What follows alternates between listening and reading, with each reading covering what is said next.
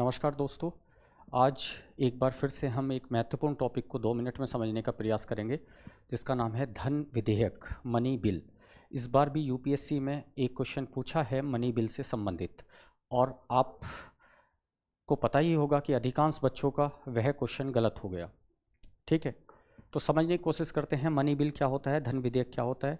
तो धन विधेयक के अंदर एक तो टैक्सेशन से संबंधित, कर का अधिरोपण करना हो, उसका उत्साधन करना हो, उसका रेगुलेशन करना हो या परिवर्तन करना हो, वो सब धन विधेयक के तहत आते हैं। संचित निधि से धन का विनियोग करना हो, संचित निधि या आकस्मिक निधि की अभिरक्षा करनी हो, जैसे कि उससे धन जमा करना या धन निकालना, ये तमाम प्रकार के जो काम आते हैं वो धन विधेयक के अंतर्गत आते हैं। एक स्टेटमेंट चलता है बहुत इंपॉर्टेंट, इसको हम समझने की कोशिश करते हैं कि प्रत्येक धन विधेयक वित्त विधेयक होता है, किंतु प्रत्येक वित्त विधेयक धन विधेयक नहीं होता। ये कई बार आपको घुमा फिरा के ऐसे स्टेटमेंट पूछेगा। इसको सिंपल तरीका होता है कि आप 2 गोले बनाओ, एक ये वाला गोला और एक ये वाला गोला। यहाँ पे आप रख सकते हैं वित्त विधेयक, और ये जो अंदर जो इसकी छोटा गोला है ये है धन विधेयक। अब आपको कभी ये परेशान नहीं करेगा, स्टेटमेंट हमेशा याद रहेगा कि धन विधेयक जो है वित्त विधेयक तो होगा, लेकिन वित्त धन हो भी सकता है, नहीं भी हो सकता, कोई ज़रूरी नहीं है। ठीक है, तो ये वाला स्टेटमेंट ये कई बार यूपीएससी में ऐसी चीज़ें पूछता है। अब समझने की कोशिश करते हैं कि धन विधेयक आखिरकार संविधान में कहाँ वर्णित है, और संसद के लिए क्या है और राज्य के विधानमंडल के लिए क्या है। तो संविधान के आर्टिकल 109 में धन विधेयक की प्रक्रिया दी गई है, धन विधेयक की प्रक्रिया के बारे में। और यही क्वेश्चन पूछा यूपीएससी ने, 109 आर्टिकल पूछा, बच्चों को केवल 110 आर्टिकल का पता था जिसमें परिभाषा वर्णित थी। तो यही पूछा कि 109 में इसकी प्रक्रिया है और 110 में इसकी परिभाषा है। ऐसे ही राज्य विधानमंडल के लिए 198 में इसकी प्रक्रिया है और 199 में इसकी परिभाषा है। राज्य के लिए भी धन विधेयक की परिभाषा वही होती है जो कि हमने केंद्र के संबंध में समझी है, संसद के संबंध में समझी है। इसको किस सदन में रखा जा सकता है, तो केवल और केवल यदि हम केंद्र की बात करें तो लोकसभा में रखा जा सकता है, लोकसभा में रखा जा सकता है। यदि राज्य विधानमंडल की बात करें तो केवल विधानसभा में रखा जा सकता है। धन विधेयक को केवल लोकसभा में रखा जा सकता है, राज्यसभा में नहीं।